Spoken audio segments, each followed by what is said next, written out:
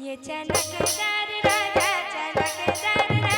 राजा चनकदार बदले झड़का है वो ये चुराहे पर भुजिया होटल भजिया झड़का है वो ये चनकदार राजा चनकदार चनकदार बदले झड़का है वो ये चुराहे पर भुजिया होटल भजिया झड़का है ना।